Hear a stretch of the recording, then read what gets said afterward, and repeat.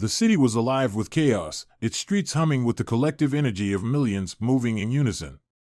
On a bustling corner near a faded bus stop, the night air split apart with the screech of tires, the crunch of metal on flesh, and the thud of a body hitting the pavement. A dark sedan sped off into the distant glow of the city's lights as if it had never been there. Left behind was a crumpled figure, a man whose life had come to an abrupt and violent end. His world had been reduced to the few meager possessions scattered around him, a worn sketchbook, a few faded photographs, and a battered library card. The victim was just another homeless man, invisible to the world until now. Detective Miles Corbin arrived at the scene moments later, stepping out of his unmarked car with purpose. His neatly pressed suit and sharp gaze set him apart from the bystanders gawking behind the police tape. A by-the-book investigator with a reputation for solving the unsolvable, Corbin surveyed the scene with a growing sense of frustration. The first responders shrugged helplessly. No witnesses had seen the impact, and no security cameras were positioned to capture the crime. Miles sighed, running a hand over his stubbled jaw. "No one saw anything?" he asked, his voice tight. A nearby officer shook his head. "Only lead we've got is a bus driver. He says he saw a dark sedan speeding away, but no plates." Corbin's eyes scanned the street, taking in the skid marks and broken glass that testified to the violence of the hit-and-run. It was clear to him that this wasn't an accident. The deliberate nature of the skid marks and the precision of the vehicle's escape spoke of something far more calculated. The victim hadn't been random. Corbin felt it in his gut. Back at the station, Corbin's frustration had only deepened. The evidence, or lack thereof, was piling up against him. The man's death was already being dismissed as an unfortunate but unremarkable tragedy. To the world, he was just another nameless casualty of the city's indifference. But Corbin couldn't let it go. Something about the case gnawed at him, a feeling he couldn't shake. Sitting at his desk, he spread the victim's belongings in front of him like puzzle pieces. The faded photographs revealed a younger version of the man standing in front of an elegant building, his face shadowed by time but marked with pride. The sketchbook was filled with drawings of cityscapes, but one stood out, a detailed rendering of a high-rise building, drawn with the precision of someone who knew it intimately. Corbin frowned, studying the sketch. It was too specific, too intentional to be random. He decided to dig deeper into the man's past. A few hours of research revealed the victim's name, Samuel Hayes. And to Corbin's surprise, Hayes wasn't always a man living on the streets. Years ago, he had been one of the city's most celebrated architects, a visionary who designed some of its most iconic buildings. But his life had taken a dark turn after a tragic building collapse that killed dozens. Though Hayes had been cleared of any legal wrongdoing, the guilt consumed him. He lost his reputation, his career, and eventually his family. By choice, he retreated to the streets, living a life of quiet penance. Corbin felt the pieces of the puzzle begin to shift into place. This hit-and-run wasn't random, it had roots in Hayes' past. To learn more, Corbin sought out Hayes' estranged daughter, Eleanor Reed. A successful lawyer, Eleanor had built a life far removed from her father's shadow. When Corbin visited her sleek downtown office, she was initially cold, her tone clipped and professional. "I haven't spoken to my father in years," she said, her arms crossed defensively. "He chose his path, detective. I chose mine." But as Corbin pressed, her icy demeanor began to crack. She spoke of the guilt her father carried, how the building collapse had destroyed not just his life but hers as well. He was never the same. After that, she admitted, her voice softening. He blamed himself, but he also blamed others, the investors, the contractors, anyone involved. He always said there were people who knew the truth but kept quiet. Corbin asked if she knew of anyone who might have had a motive to harm her father. Eleanor hesitated, then retrieved an old photograph from her desk. It showed her father standing proudly in front of a high-rise. Corbin's eyes widened. It was the same building sketched in Samuel's notebook. "That building," Eleanor said quietly. "It was the last one he ever worked on." Corbin left Eleanor's office with more questions than answers, but one thing was clear: that high-rise was the key to the case. Back at the station, Corbin delved into the high-rise history. It was one of the most exclusive buildings in the city, its top floor reserved for the CEO of Sterling Enterprises, Arthur Sterling. The name sent a chill down Corbin's spine. Sterling was a man of immense power and wealth, someone who had built his empire through ruthless ambition. Corbin knew that investigating Sterling would open a Pandora's box, but he also knew he had no choice. He requested the building's security records from the night of Hayes' death. The logs showed a flurry of activity, with several top executives entering and leaving. But Sterling's name stood out. He hadn't left the building all night. Corbin's gut told him the answer was inside that high-rise. A break in the case came when the tech department traced the car involved in the hit-and-run. The vehicle was registered to a shell corporation, one of many tied to Sterling Enterprises.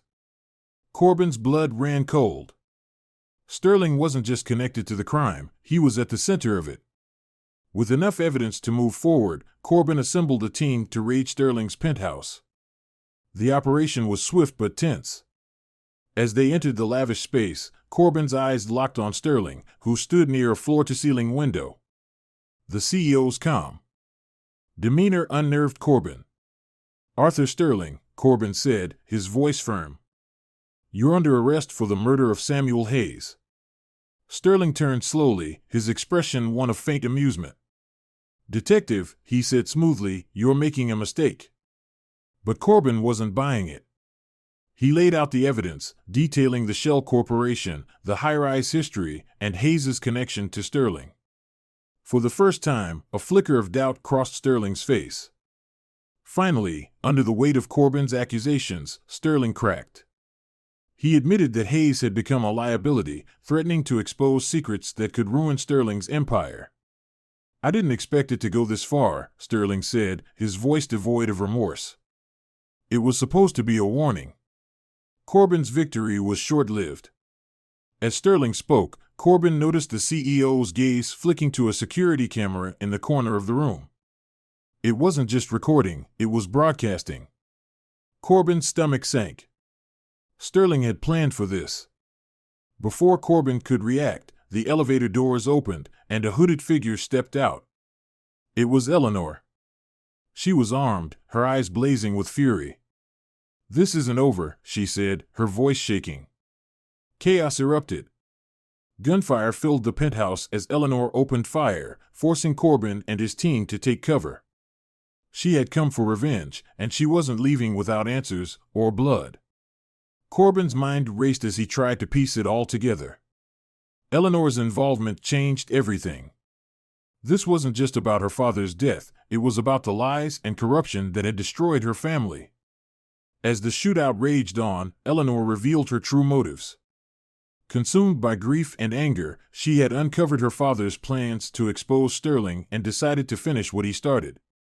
"You don't understand," she shouted at Corbin. "They destroyed him, and they'll destroy anyone who gets in their way. They deserve to pay." Corbin managed to outmaneuver her, knocking the weapon from her hands and subduing her. But as he handcuffed her, he couldn't shake the feeling that she was right. The corruption ran deeper than he'd ever imagined. Back at the station, Corbin stared at the evidence laid out before him. The case was far from over. Sterling's empire was crumbling, but the fight for justice was just beginning. Corbin knew one thing for certain: he wouldn't stop until the truth was brought to light, no matter the cost. Corbin stood in the dimly lit interrogation room, watching Eleanor through the one-way glass. She sat motionless, her hands cuffed to the middle table, her face a mask of calm defiance.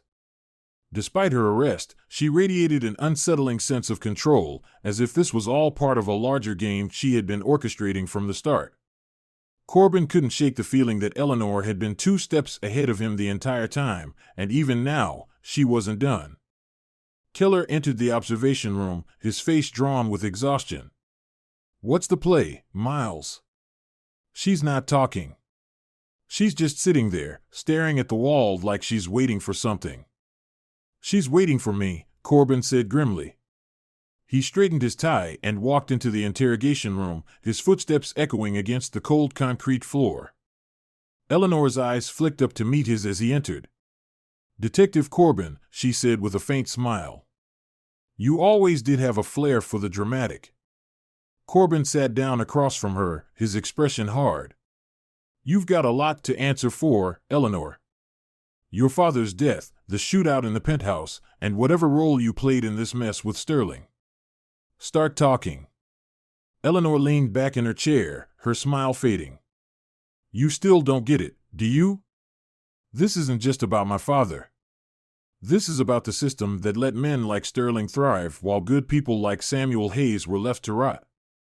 Corbin clenched his jaw. "So you decided to take justice into your own hands? You think that makes you any better than Sterling?" Eleanor's eyes narrowed. "Don't compare me to him. I'm nothing like him. I'm trying to fix what he and his kind destroyed. And how many people have to die for you to feel satisfied?" Corbin shot back. "Your father wouldn't have wanted this." Eleanor flinched at that, a flicker of pain crossing her face. For a moment, Corbin thought he had gotten through to her, but then she straightened, her expression hardening once more. "You don't know what my father wanted," she said coldly. "You didn't know him like I did." Corbin leaned forward, his voice low. "Maybe not. But I know he wanted justice, not revenge. There's a difference, Eleanor." Eleanor didn't respond, her gaze dropping to the table. Corbin watched her carefully, sensing that she was on the verge of saying something important. But before she could speak, Keller burst into the room. "Miles, we've got a problem," he said urgently. "Sterling's lawyers are already filing motions to suppress his confession. They're claiming it was coerced." Corbin swore under his breath. "We've got him dead to rights. He confessed on camera." Keller shook his head. "Doesn't matter. His legal team is pulling every trick in the book. If we don't find more evidence, something concrete, we could lose him." Eleanor's head snapped up at that, her eyes narrowing. "You're going to let him walk, aren't you?" she said, her voice laced with disgust. "We're not letting him walk," Corbin said firmly. "But we need more to make the charges stick." Eleanor stared at him for a long moment, then let out a bitter laugh. "You're all the same. You think you can fight men like Sterling with rules and procedures? He owns the system, Corbin. He'll be out by tomorrow, and he'll bury you if you try to stop him." Corbin didn't respond. He knew she wasn't entirely wrong. Sterling's power and influence were vast, and without airtight evidence, the case could fall apart. But Corbin wasn't about to give up. He stood and motioned for Keller to follow him out of the room. "Keep her here," he said quietly. "She's not done talking yet." Back in his office, Corbin combed through the case files again, searching for anything he might have missed. He knew there had to be more, something that tied Sterling directly to the hit and run, or to the larger web of corruption that Hayes had been trying to expose. His eyes landed on a name buried in one of the financial records, an offshore account linked to a company that Sterling used to funnel money through. The account had been active the same night Hayes was killed. Corbin felt a spark of hope. If he could trace the account and prove that Sterling used it to pay for the hit, he would have the evidence he needed. He called the tech department and instructed them to dig into the account, but he knew it would take time. As he waited, Corbin's mind drifted back to Eleanor's words. Despite her actions, he couldn't deny that she had uncovered truths he might never have found on his own. Hayes had been on the verge of exposing a network of corruption that went far beyond Sterling, and Eleanor had picked up where he left off. But her methods had turned her into the very thing she despised. The tech department called back an hour later with a breakthrough. The offshore account had been used to transfer a large sum of money to a known fixer, someone who specialized in making problems disappear. Corbin's heart raced as he realized what this meant. Sterling had hired a hitman to kill Hayes, and the payment trail led straight back to him. Armed with this new evidence, Corbin confronted Sterling once more. This time, the CEO's smug demeanor cracked. He tried to deny the charges, but the weight of the evidence was too much. Corbin could see the fear in his eyes as he realized his empire was beginning to crumble. But as satisfying as it was to see Sterling brought down, Corbin couldn't shake the feeling that the fight wasn't over. Eleanor had been right about one thing: Sterling was just one piece of a much larger puzzle. The corruption that had destroyed Samuel Hayes' life extended far beyond a single man, and Corbin knew he had only scratched the surface. In the days that followed, Corbin worked tirelessly to unravel the web of lies and deceit that surrounded the case. He dug into Hayes' old files, piecing together the evidence the architect had gathered before his death. What he found was staggering: a network of powerful individuals who had profited from the building collapse that had ruined Hayes' life. Contracts, bribes, and cover-ups painted a picture of a system rotten to its core. Eleanor remained in custody, but Corbin visited her one last time. She looked tired, her once defiant expression softened by the weight of what she had done. "I'm not sorry," she said quietly as Corbin sat down across from her. "They deserve to pay." Corbin sighed. "Maybe they did. But you could have done it differently. You could have helped me bring them down the right way." Eleanor shook her head. "The right way doesn't work, Corbin. Not with people like them." Corbin didn't argue. Instead, he slid a folder across the table. "This is everything your father was working on before he died. He was close to exposing the truth. If you'd worked with him, maybe things could have been different." Eleanor opened the folder, her eyes scanning the documents inside. For the first time, Corbin saw a flicker of regret in her eyes. "You're still going after them, aren't you?" she asked. Corbin nodded. "I have to. For your father. For the people they've hurt. It's not over." Eleanor closed the folder and looked up at him. "Then don't stop. No matter what." Corbin left the room with a renewed sense of purpose. He knew the road ahead would be long and dangerous, but he was ready. The truth was out there, buried beneath layers of corruption and greed, and he wouldn't stop until he uncovered it all. As Corbin stepped out of the precinct into the cold night air, he felt the weight of Eleanor's words pressing on his chest like an iron vice. The city stretched before him, its towering skyscrapers casting long shadows over the streets below. Somewhere in those shadows, the remaining threads of the conspiracy were waiting to be unraveled. He knew the fight wasn't over, not by a long shot. Hayes had started something that Eleanor had tried to finish, but now it was his turn to carry the torch. He climbed into his car, the folder of Hayes' files resting on the passenger seat.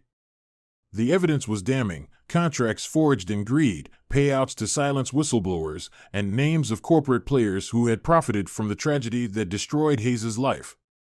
But it wasn't enough to guarantee convictions. Corbin needed something more, something that tied these powerful figures directly to the crimes.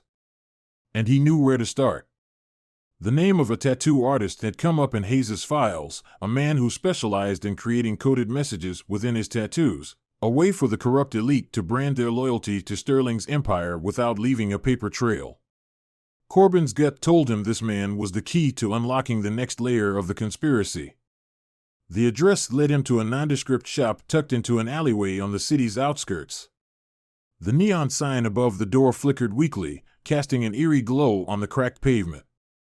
Corbin pushed open the door, and the sharp smell of antiseptic and ink hit his nostrils. The walls were covered in designs, roses, skulls, and abstract patterns that seemed to hold secrets of their own. A wiry man with a shaved head and tattooed arms looked up from his station, his eyes narrowing as he took in Corbin's presence. "We're closed," the man said, his voice gravelly. Corbin held up his badge. "Not for me, you're not." The man sighed and leaned back in his chair, crossing his arms. "What do you want, detective?" Corbin pulled out a photograph of one of the tattoos found on a victim tied to Sterling's network, a series of roses intertwined with thorns. "I need you to tell me about this."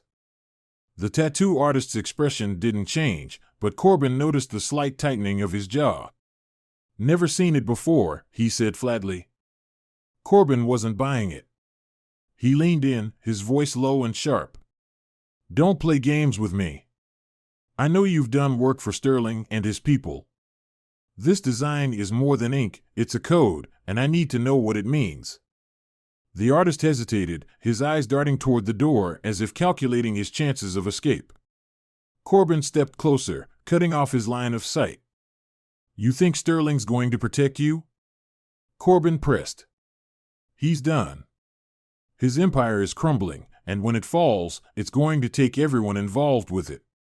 Your only shot is to cooperate with me." The artist exhaled slowly, his shoulders slumping. "Fine. But if anyone asks, you didn't hear it from me." Corbin nodded, his expression hard. "Start talking." The artist explained that the roses and thorns represented a hierarchy within Sterling's network. Each petal, each curve, was a marker of rank and loyalty. The design wasn't just art, it was a map. Corbin listened intently, his mind racing as he connected the dots. The tattoo wasn't just a symbol, it was a way to track who was involved and how deeply they were tied to the conspiracy. "There's one more thing," the artist said reluctantly. "The tattoos weren't just for show. They were part of a pact. Everyone who got one was sworn to secrecy. Breaking that pact, it doesn't end well." Corbin's stomach churned. He had suspected Sterling's organization was dangerous, but this confirmed it. The people involved weren't just complicit, they were part of a cult-like structure that thrived on fear and loyalty. Before Corbin could press for more details, his phone buzzed. It was Keller. "Miles, we've got a problem," Keller said, his voice tense. "Eleanor escaped custody." Corbin's grip tightened around the phone. "How the hell did that happen?" "She had help," Keller said. "We don't know who yet, but she left a message for you." "What kind of message?" "She said, 'Let's finish what we started.'" Keller paused. "Miles, I think she's going after the rest of Sterling's people. If she gets to them before we do." Corbin didn't need Keller to finish the sentence. Eleanor wasn't just seeking revenge, she was tying up loose ends.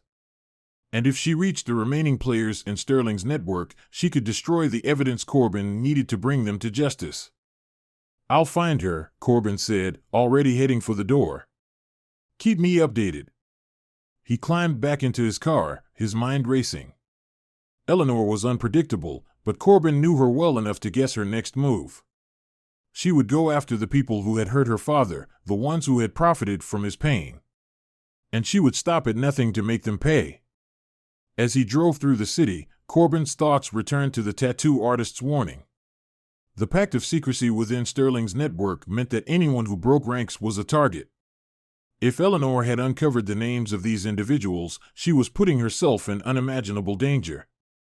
Corbin's phone buzzed again, this time with a notification from the tech department.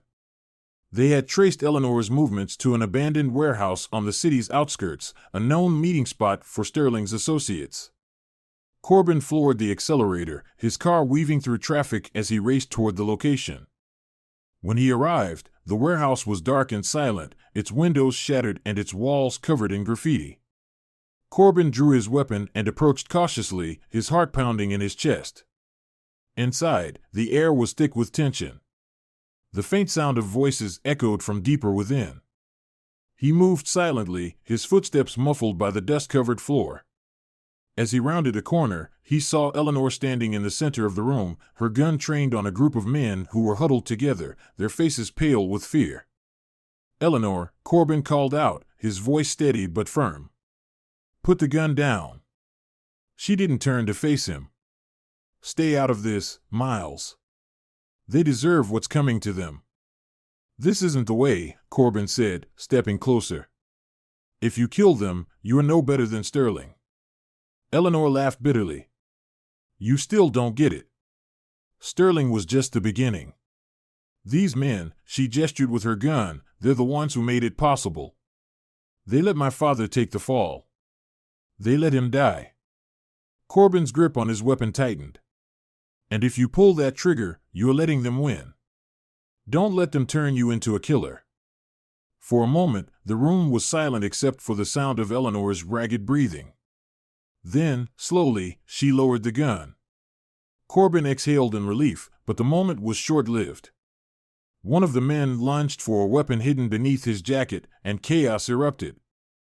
Gunfire echoed through the warehouse as Corbin dove for cover. He returned fire, his adrenaline surging as he fought to regain control of the situation. Amid the chaos, he saw Eleanor grab her gun and take aim at one of the men who had tried to flee. "Eleanor, no!" Corbin shouted, his voice cutting through the noise. She hesitated, her finger hovering over the trigger. Corbin seized the moment, tackling her to the ground and knocking the gun from her hands. They struggled briefly before Corbin managed to pin her down. "It's over," he said, his voice firm but calm. "Let me handle this."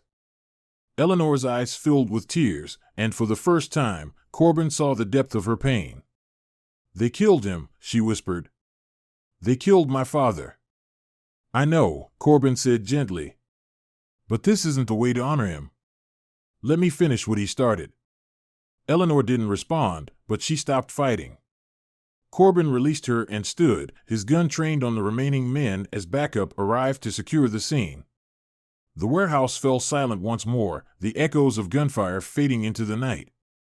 As Eleanor was taken into custody again, Corbin watched her go with a heavy heart. He knew she had been driven by grief and anger, but her actions had nearly cost them everything. Still, he couldn't help but feel a sense of responsibility for her. She had been fighting for justice in her own way, even if it was the wrong way. Back at the precinct, Corbin sat alone in his office, staring at the files spread out before him. The case was far from over, but for the first time, he felt like he was making progress. Hayes's death had been the catalyst for uncovering a darkness that had festered in the city for years, and Corbin was determined to see it through to the end. He opened a new file and began to write, documenting everything he had learned. The names, the connections, the evidence, it was all coming together. And though the road ahead was uncertain, Corbin knew one thing for sure: he wouldn't stop until justice was served. The precinct was nearly empty as the clock crept toward midnight. Corbin sat at his desk, the glow of his computer screen reflecting off his tired eyes. His fingers hovered over the keyboard, pausing occasionally as he pieced together the narrative that would form the cornerstone of his case against Sterling's network. Every detail had to be precise, every connection airtight. This wasn't just about taking down one man, it was about dismantling an entire system of corruption that had thrived in the shadows for far too long. The sound of footsteps broke his concentration. Keller appeared in the doorway, a steaming cup of coffee in his hand. "You've been at this all night," Keller said, placing the cup on Corbin's desk. "Figured you could use a pick-me-up." Corbin leaned back in his chair, exhaling deeply. "Thanks," he muttered, taking a sip. The bitter taste jolted him awake, but it did little to ease the weight pressing on his mind. "You've got that look again," Keller said, pulling up a chair across from him. "What look?" "The one you get when you're about to do something reckless." Corbin smirked faintly but didn't deny it. "This case, it's bigger than I thought. Sterling's just the tip of the iceberg. There are still too many loose ends, too many people out there who think they're untouchable." Keller nodded, his expression serious. "You've already done more than most would. Sterling's in custody, Eleanor's back behind bars, and you've got enough evidence to blow this thing wide open." "It's not enough," Corbin said, his voice hard. "Not yet. These people are careful. They've buried their tracks so deep it's like they never existed. If we don't take out every piece of this network, someone else will just step in to fill the void." Keller sighed, leaning forward. "So what's the plan?" Corbin tapped a file on his desk. "The offshore account. It's the key to everything. The money trail ties Sterling to the hit on Hayes, but it also leads to other players, people we haven't even identified yet. If we can follow the money, we can expose the entire network." Keller frowned. "That's a tall order, Miles. These kinds of accounts are designed to be untraceable." "That's why I called in a favor," Corbin said, a hint of determination in his voice. "There's someone I know, an old contact from my early days on the force. She's one of the best forensic accountants in the business. If anyone can crack this, it's her. As if on cue, Corbin's phone buzzed. He glanced at the screen and saw a name he hadn't spoken to in years, Dana Reeve. He answered quickly, his tone professional but urgent. Dana. Tell me you've got something. On the other end of the line, Dana's voice was calm but laced with curiosity.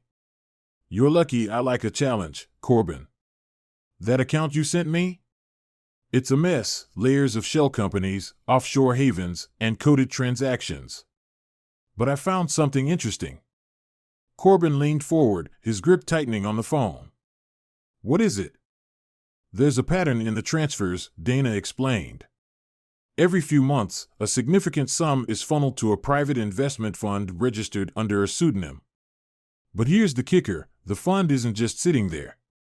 It's being used to finance construction projects all over the city. Corbin's pulse quickened. Construction projects? Like what? Mostly high-end developments, luxury apartments, office towers, that sort of thing. But there's one project in particular that stands out. A new skyscraper in the downtown district, still under construction. The fund is the primary backer. Corbin's mind raced. A new skyscraper meant new contracts, new opportunities for Sterling's network to launder money and solidify their influence. If he could tie the project to the corruption, it would be the final nail in the coffin. Send me everything you've got, Corbin said. I owe you one, Dana. You owe me more than one, she replied with a chuckle. Be careful, Corbin. Whoever's behind this isn't going to let you take them down without a fight. Corbin hung up and turned to Keller, his expression resolute. We've got a lead. A construction site downtown, Sterling's people are using it to hide their operations. If we can get inside, we might find the evidence we need. Keller frowned. You really think they'd leave anything incriminating out in the open? No, Corbin admitted. But they're getting sloppy. They didn't expect anyone to get this far. If we move fast, we can catch them off guard. Keller hesitated, then nodded. All right. Let's do it. The construction site loomed ahead, its skeletal structure rising against the night sky like a monument to excess. Floodlights illuminated the area, casting long shadows over stacks of steel beams and piles of concrete. Corbin and Keller parked a block away, their unmarked car blending into the urban sprawl. This place is locked up tight, Keller observed as they approached. Security cameras, guards at every entrance. They're protecting something. Corbin nodded, his eyes scanning the perimeter. We'll go in through the side. There's bound to be a blind spot. They moved quickly and quietly, slipping past the guards and climbing over a chain-link fence. The air was thick with the smell of wet cement and industrial machinery. Every step felt like a gamble, each sound amplified in the stillness of the night. Inside, the site was a maze of scaffolding and unfinished rooms. Corbin's flashlight cut through the darkness, illuminating blueprints and equipment scattered across the floor. As they moved deeper into the building, the sound of voices reached their ears. Corbin held up a hand, signaling Keller to stop. They crouched behind a stack of crates, peering around the corner. In the center of the room, a group of men stood huddled around a table, their faces shadowed by the dim light of a hanging bulb. Papers and laptops covered the surface, and the tension in the air was palpable. They're running operations from here, Corbin whispered. This is it. Keller nodded. What's the move? Surveillance first, Corbin said. We need to know who we're dealing with. They watched from the shadows, listening as the men discussed shipments, payouts, and deadlines. Corbin's heart sank as he realized the scale of what they were dealing with. This wasn't just about Sterling, this was a full-blown syndicate, with connections stretching far beyond the city. One name kept coming up in the conversation, Victor Lang. Corbin's brow furrowed. Lang was a name he hadn't seen in the files, but the way the men spoke about him made it clear he was a key player. Lang's flying in tomorrow, one of the men said. We need to have everything ready. Corbin's mind raced. If Lang was coming, it meant they still had a chance to intercept whatever was happening. But it also meant time was running out. He turned to Keller, his voice low but urgent. "We need to move now. Call for backup. I'll keep an eye on them until help arrives." Keller hesitated, then nodded. "Don't do anything stupid, Miles." Corbin smirked faintly. "No promises." As Keller slipped away, Corbin stayed in the shadows, his eyes locked on the men at the table. He knew he was walking a fine line, but he also knew this was their best shot at taking the network down for good. The hours stretched on, each second a test of Corbin's patience. But he didn't waver. He was a hunter, waiting for the perfect moment to strike. And when it came, he would be ready. The minutes ticked by with agonizing slowness as Corbin maintained his position in the shadows, his body tense and his mind racing. The men at the table continued their discussion, oblivious to his presence. Each word they spoke added another piece to the puzzle, another breadcrumb leading toward the heart of the conspiracy. Corbin's grip tightened on his flashlight, his instincts screaming at him to act, but he forced himself to wait. Keller would be back soon with backup, and when they moved in, it had to be decisive. Finally, the faint sound of footsteps reached Corbin's ears. He glanced over his shoulder and saw Keller approaching, his expression grim. 2 additional officers trailed behind him, their weapons drawn and their movements cautious. Corbin nodded at them, signaling to stay low and quiet. "They're still at the table," Corbin whispered to Keller. "Talking about someone named Victor Lang. He's flying in tomorrow, but I don't think we can afford to wait." Keller frowned. "Victor Lang? That name rings a bell. I'll run it through the system once we're done here." Corbin turned his attention back to the room. "We need to take them now. They've got laptops, documents, evidence we can't let them destroy." Keller hesitated for a moment, then nodded. He motioned for the 2 officers to spread out, flanking the men at the table. Corbin took a deep breath, steeling himself for what was about to happen. "Go!" Corbin whispered sharply. The team moved as one, bursting into the room with weapons drawn. "Police! Hands where we can see them!" Corbin barked, his voice cutting through the air like a gunshot. The men at the table froze, their faces twisting into expressions of shock and panic. One of them reached for a laptop, but an officer was on him in an instant, slamming him against the wall and cuffing him. Another man bolted toward the exit, but Keller tackled him before he could make it out the door. Corbin scanned the room, his eyes locking on a briefcase sitting on the table. It was partially open, revealing a stack of documents and a flash drive nestled inside. He grabbed it, his heart pounding as he realized what they had just stumbled upon. This wasn't just a meeting, it was a handoff. Someone had been preparing to transfer critical information, and Corbin had intercepted it at the perfect moment. "Secure the room," Corbin ordered, his voice steady despite the adrenaline coursing through his veins. "I want every piece of paper, every laptop, and every phone bagged and tagged. This is the break we've been waiting for." The officers moved quickly, collecting evidence while Corbin turned his attention to one of the men they had detained. He was older, with a scar running down the side of his face and eyes that radiated defiance.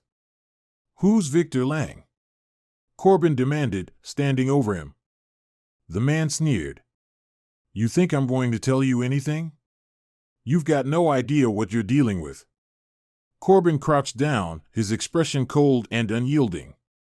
"I've got a pretty good idea. And if you don't start talking, I'll make sure you're the one who takes the fall when this whole thing comes crashing down. So let's try this again. Who is Victor Lang?" The man's sneer faltered, a flicker of uncertainty crossing his face. But before he could answer, Keller called out from across the room. "Miles, you need to see this." Corbin rose and walked over to where Keller was standing.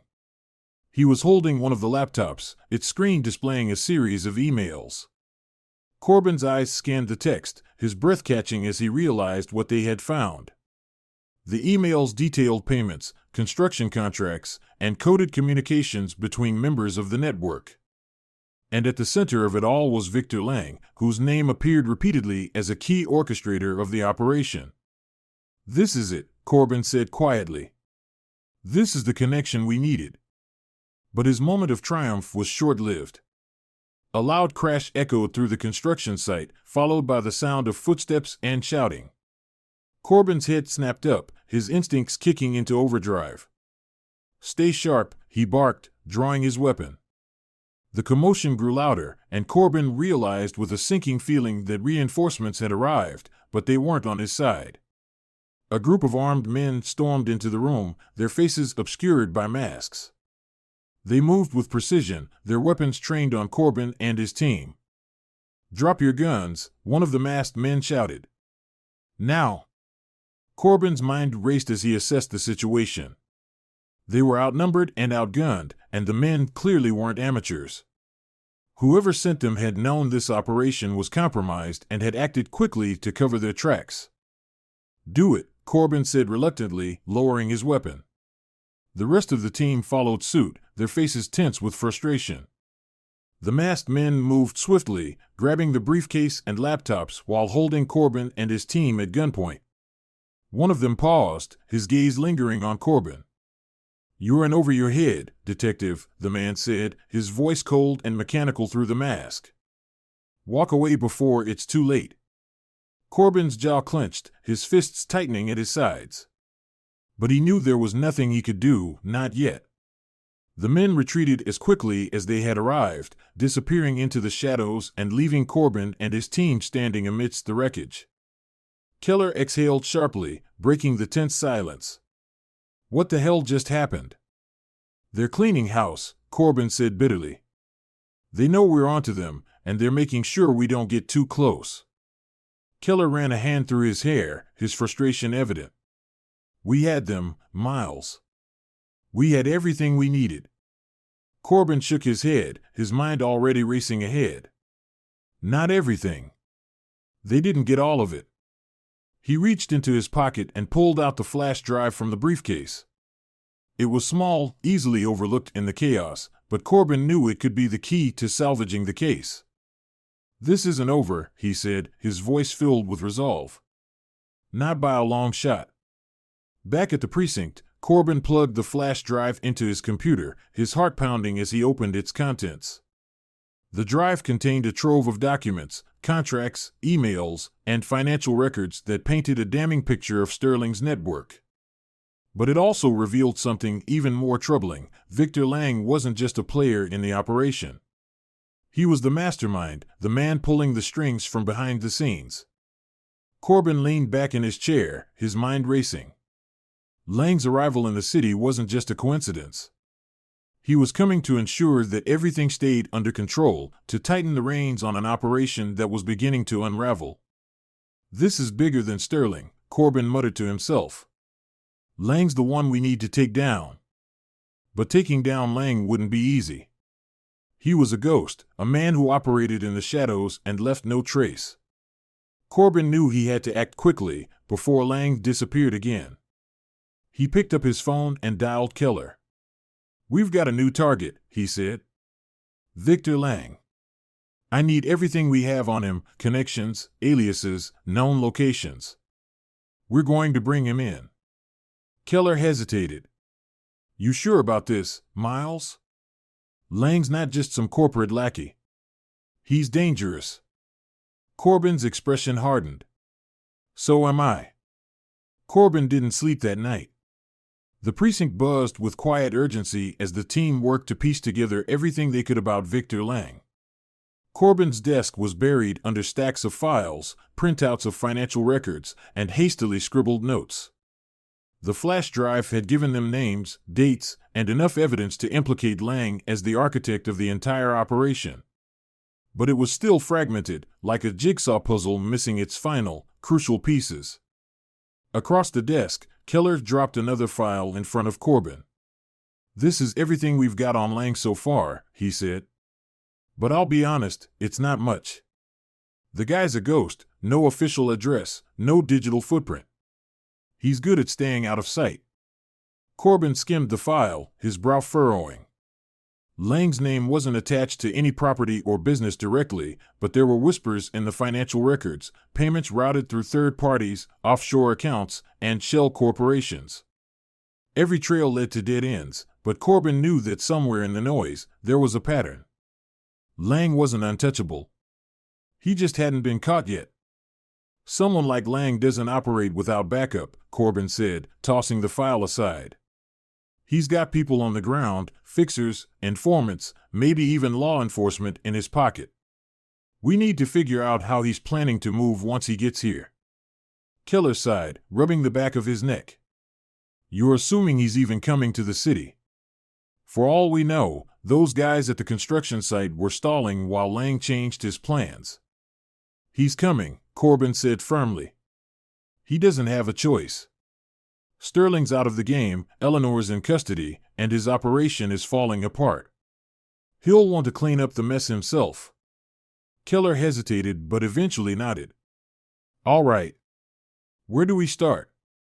Corbin leaned back in his chair, staring at the map of the city pinned to the wall behind Keller.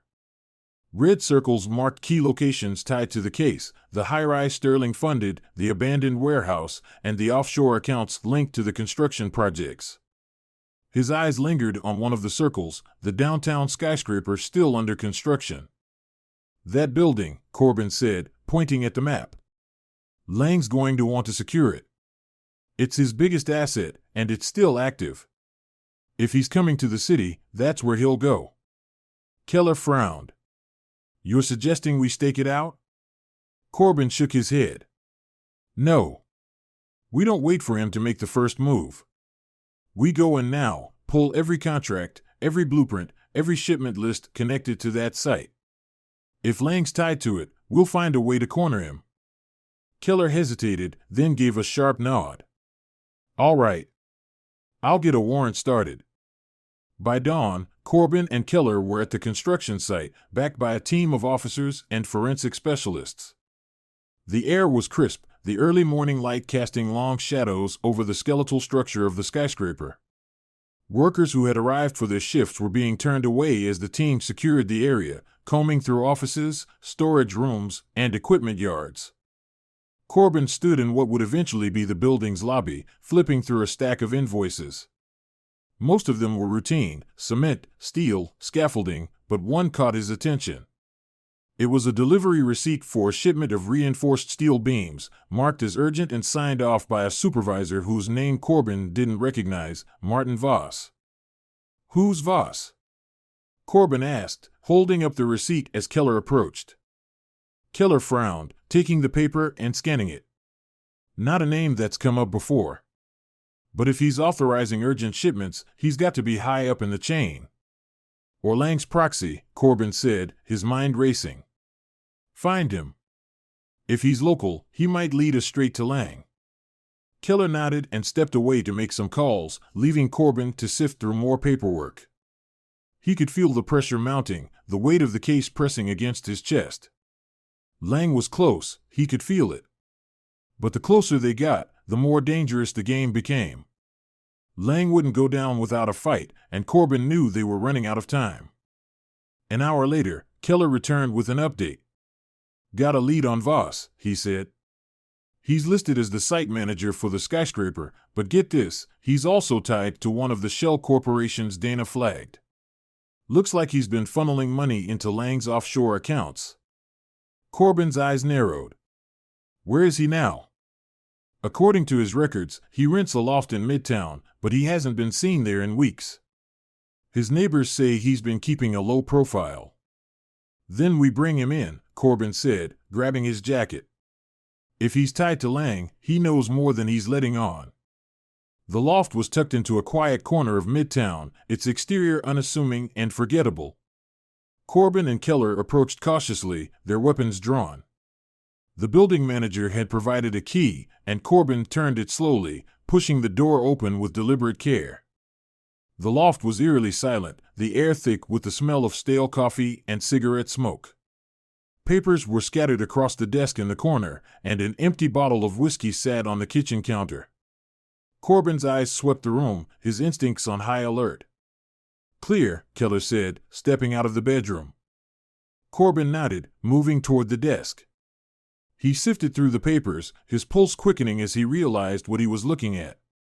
Blueprints for the skyscraper. Financial records detailing Lang's payouts.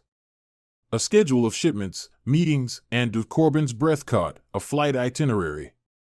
Lang's here, Corbin said, holding up the itinerary. He landed 3 hours ago. Keller's eyes widened. Where would he go? Corbin's mind raced as he scanned the documents again. His eyes landed on a note scrawled in the margin of one of the blueprints, site inspection, 9 a.m. He's going to the skyscraper, Corbin said, his voice filled with urgency. He's not cleaning up. He's consolidating. Keller swore under his breath. We don't have time to wait for backup. Corbin nodded. Then we go now. The skyscraper loomed ahead as Corbin and Keller pulled up, their unmarked car screeching to a halt. The site was eerily quiet, the workers from earlier nowhere to be seen. Corbin's gut twisted. Lang was here, and he wasn't alone. They moved cautiously through the site, their weapons drawn and their footsteps silent against the concrete floors. Corbin's ears strained for any sound, any hint of movement. As they approached the central office, voices reached them, low and tense, but unmistakably there. Corbin signaled for Keller to take the back entrance while he approached from the front. He pressed his back against the wall, his heart pounding in his chest. Then, with a deep breath, he stepped into the room. Victor Lang stood at the far end, his back to Corbin as he spoke to 2 men in suits. His posture was relaxed, confident, as if he had nothing to fear. But when Corbin's voice cut through the air, Lang froze. Victor Lang, Corbin said, his weapon trained on the man's back. Don't move. Lang turned slowly, a faint smile playing on his lips.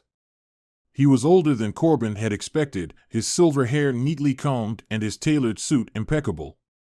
But his eyes were sharp, calculating, and utterly devoid of fear.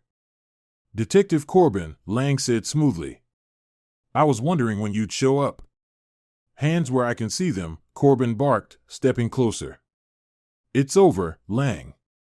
Lang chuckled, raising his hands. Over? Detective, this is just the beginning. Before Corbin could respond, one of the men beside Lang lunged, pulling a gun from his jacket. Chaos erupted as Keller burst into the room from the back, and gunfire filled the air. Corbin dove for cover, his mind racing as he realized the trap Lang had set. This wasn't just about tying up loose ends. Lang had been waiting for him. The room erupted into chaos as bullets tore through the air.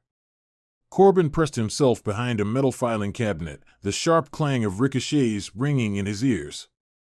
His grip on his weapon tightened as he peeked out, catching a glimpse of Lang retreating deeper into the office, flanked by one of his men. The other was already down, Keller's precise shot taking him out of the equation. Lang's making a run for it. Corbin shouted over the din, signaling to Keller to cover him. Keller nodded, his focus trained on the remaining gunman. Go! I've got this. Corbin didn't hesitate. He darted from his cover, weaving through the debris-laden office as Lang disappeared through a side door.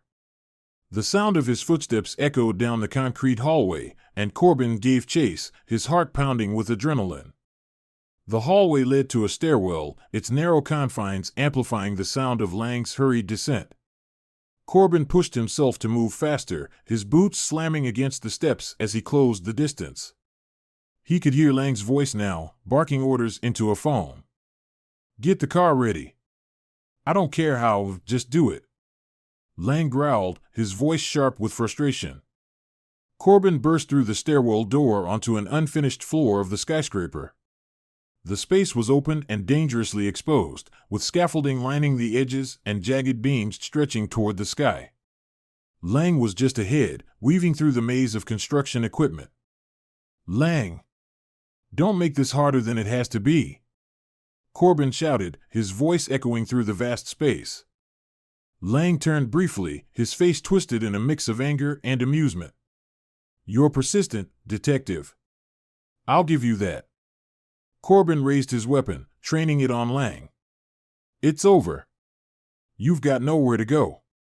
Lang smirked, backing toward the edge of the floor where a temporary platform jutted out.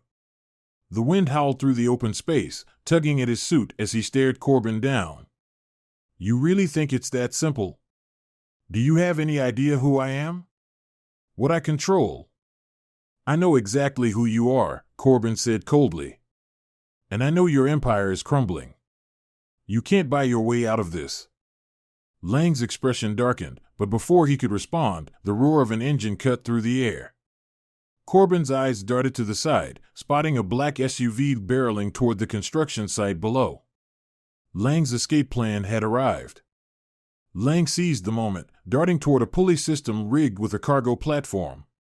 He grabbed the cable and began lowering himself toward the ground, his movements quick and calculated. Corbin cursed under his breath and sprinted after him. He reached the edge of the platform just as Lang was halfway down. Without hesitation, Corbin grabbed the second pulley cable and leapt over the edge, the wind whipping against his face as he descended. The ground rushed up to meet them, the SUV screeching to a halt as Lang landed and made a break for it. Corbin hit the ground moments later, rolling to absorb the impact before springing to his feet. Lang was already climbing into the back seat of the vehicle, shouting orders to the driver. But Corbin wasn't about to let him get away. He raised his weapon, aiming for the SUV's tires. His first shot missed, but the second connected, the sharp pop of the tire puncture followed by the screech of metal on pavement as the vehicle skidded to a halt.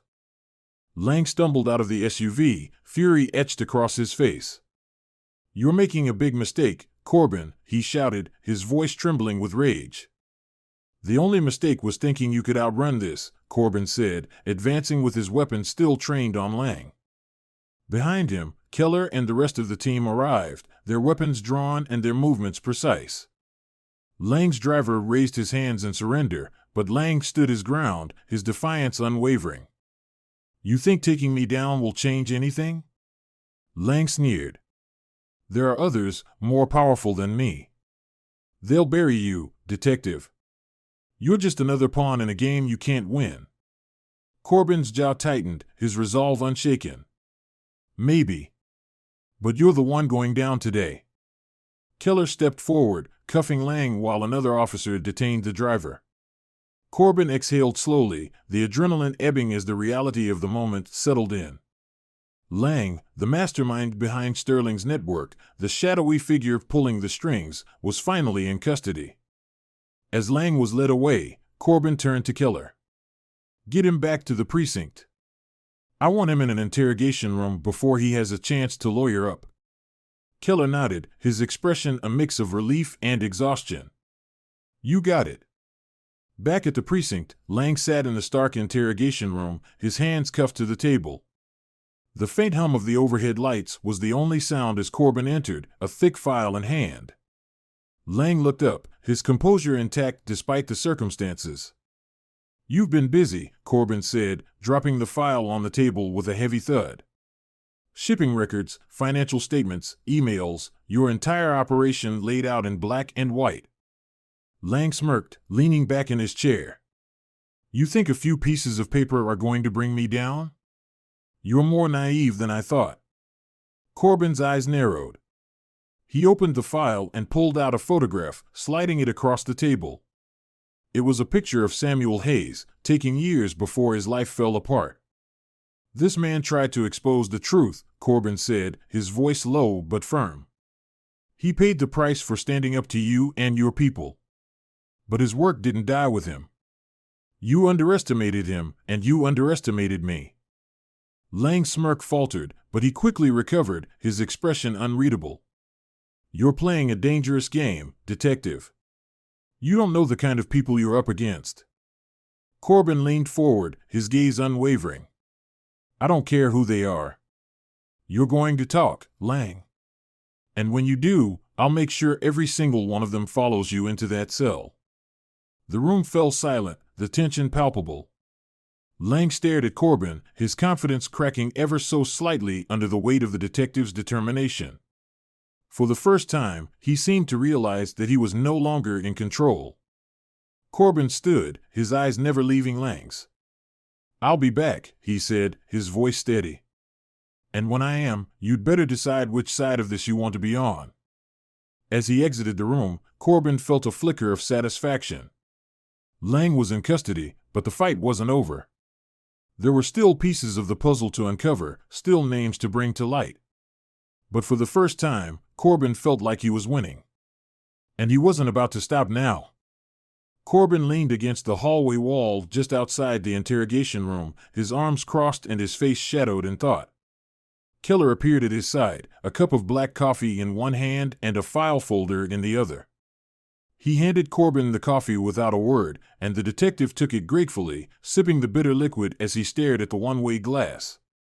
Victor Lang sat inside, motionless, his expression unreadable. His arrogance grated on Corbin, but it wasn't the first time he'd faced a man who thought he was untouchable. "You think he'll crack?" Keller asked, breaking the silence. Corbin lowered the cup and exhaled slowly. "Everyone cracks eventually, Keller. Lang's no different. He's just waiting to see if we flinch first." "Well, he's got some pretty powerful friends," Keller said, flipping through the folder.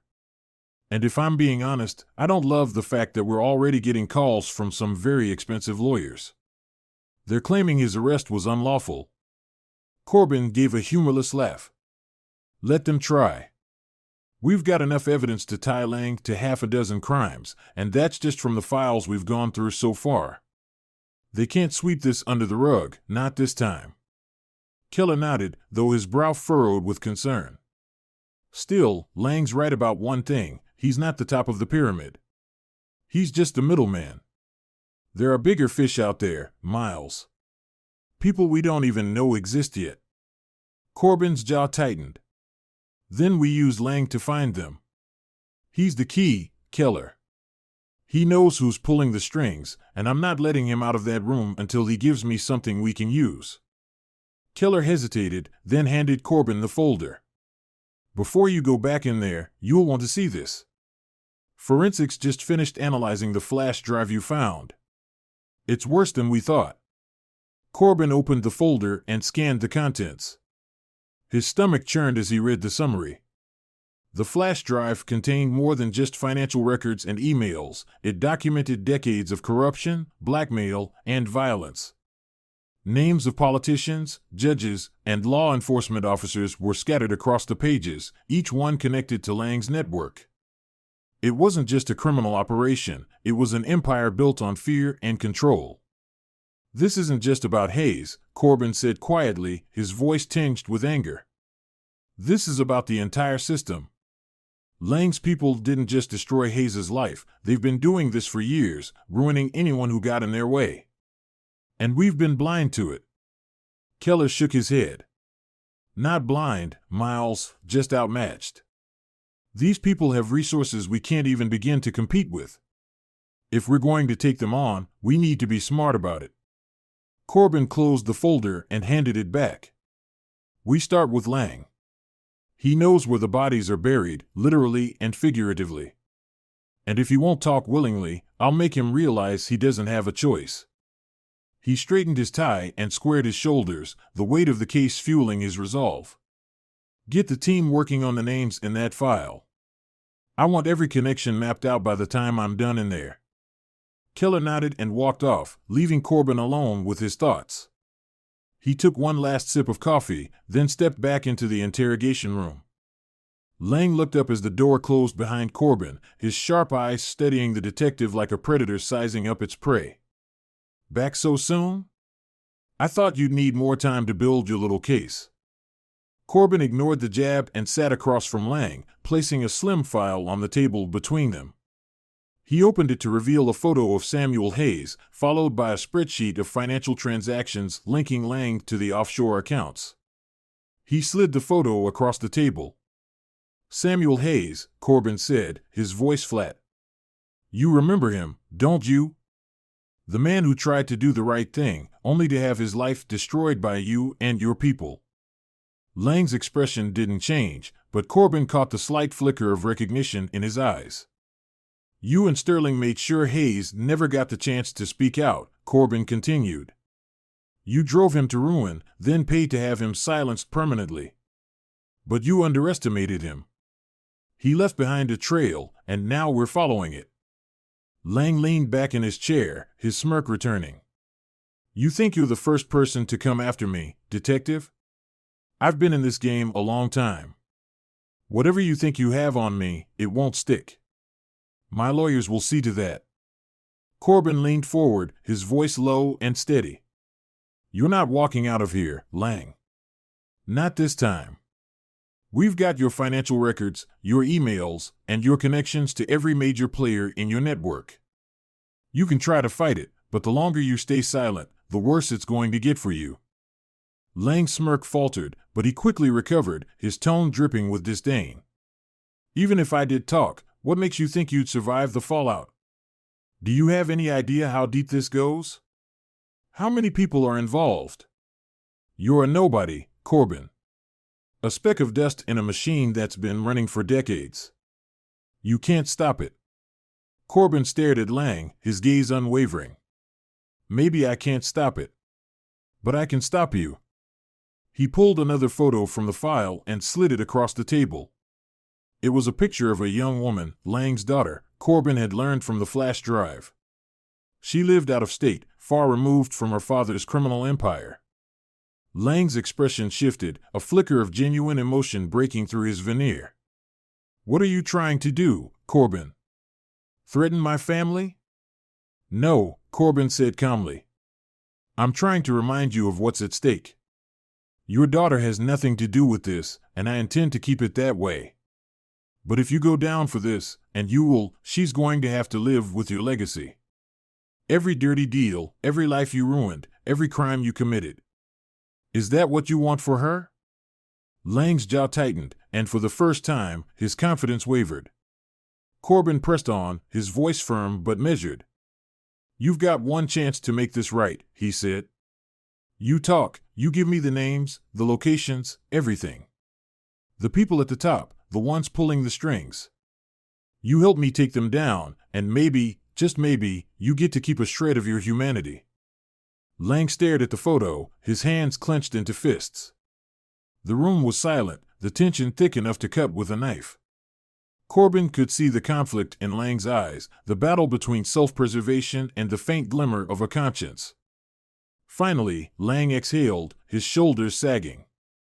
All right, he said quietly. I'll talk. But you're not going to like what you hear. Corbin didn't flinch. Try me. Victor Lang leaned forward, his composure fractured as he began to speak. His voice was low, almost a whisper, as if the walls themselves might betray his words. Corbin leaned in, his pen ready to scribble down every detail, knowing this was the moment that could break the case wide open, or bury it forever.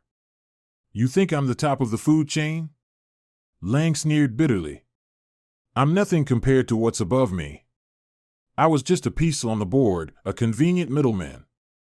The real power, detective, isn't in people like me. It's in the ones who own the board itself. Corbin's grip on the pen tightened. He kept his tone steady, though his pulse quickened. Names, Lang. I need names. Lang hesitated, his jaw tightening as if weighing the consequences of his next words. Then, with a resigned sigh, he began to list them. Ever heard of the Echelon Group? He asked, his voice dripping with irony. Of course you haven't. They don't exist on paper, but they control everything. Sterling was one of their pawns, just like I was. They own judges, politicians, CEOs. If you have money, you answer to them. If you want to make money, you work for them. Corbin scribbled furiously, the pieces of the puzzle coming together in his mind. The Echelon Group, an invisible hand guiding the corruption, a shadowy conglomerate pulling strings from behind closed doors. Who leads them? Corbin pressed. Who's at the top? Lang shook his head. Nobody knows. That's the point. The group is a hydra, cut off one head, and two more take its place. But there's one name you'll want to pay attention to, Gregory Vance. He's the closest thing they have to a public face. A billionaire philanthropist, adored by the media, untouchable by the law. He's the one who greenlights everything. If you want to take the Echelon Group down, you start with him. Corbin's mind raced as he processed the information. Gregory Vance was a name he recognized, a man whose face graced magazine covers and charity galas. If Lang was telling the truth, Vance's polished exterior was a facade hiding a rotting core. You have proof? Corbin asked. Anything that ties Vance to the Echelon Group? Lang smirked, a flicker of defiance returning to his eyes. If I did, do you think I'd still be sitting here? Vance doesn't leave loose ends. He didn't even trust Sterling to handle Hayes without supervision. That's why they sent me to clean up the mess. Corbin leaned back in his chair, his mind working overtime. Lang's testimony was valuable, but it wasn't enough. He needed hard evidence, something that could withstand the inevitable onslaught of lawyers and denials. Where do they keep their records? Corbin asked. There has to be a central hub, a server, a vault, something. Lang hesitated, then nodded slowly. There's a data center. Offshore, of course, but accessible from a few key locations.